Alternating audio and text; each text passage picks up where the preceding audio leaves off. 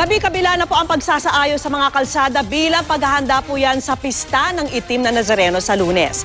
Inilalatag na rin ang mga planong panseguridad. At nakatutok si Oscar Oida.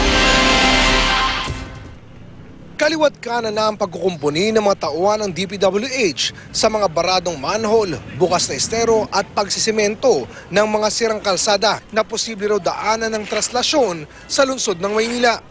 Ilang araw na lang kasi, pista na ng itim na Nazareno. Sa Villalobos Street nga, may mga naiipon pa ring tubig malapit sa bangketa, bunsod ng mga baradong kanal.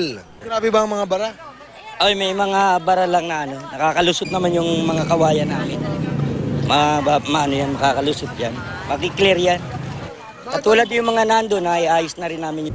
Sa Arlegues Street naman, na inaasahang dadaanan din ng prosesyon, makitid pa rin bunsod ng magkabila ang pagparada ng mga sasakyan. Puno naman ang tindahan ng Carlos Palanca Street sa tapat ng Quinta Market na nagpapasikip ng traffic. Aminado ang Manila City Administration na marami pa silang dapat ayusin bilang paghahanda. Inikot na po namin yung rota na dadaanan and we were able to identify areas which needs to work on.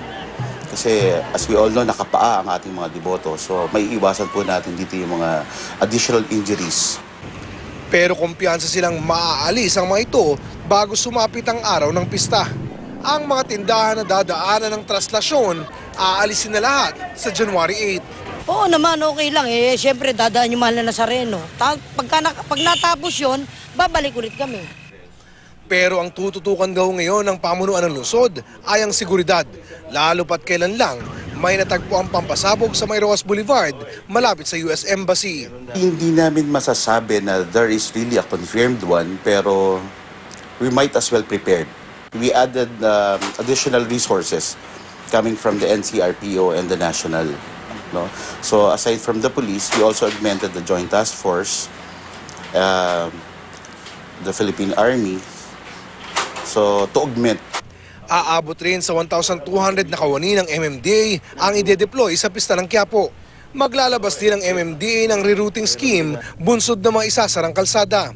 Generally naman hindi nagbabago kasi yung rota naman din yan hindi nagbabago. But ano po yun, talagang ang estimate nila is about 12 million people na magdadagsa. Mahigpit pa rin ipatutupad ang liquor ban sa lungsod ng Maynila. Ang problema, di naman daw lahat ng deboto sa Maynila lang manggagaling. Pinakikiusapan din ng mga dadalo na huwag na magsama ng mga bata. Idiniklara na rin ng Manila na holiday sa Lunes. Ang Pangulong Mayor po nagbigay ng konsiderasyon para po sa ating mga namamanata. Oscar Oida, nakatutok, 24 oras.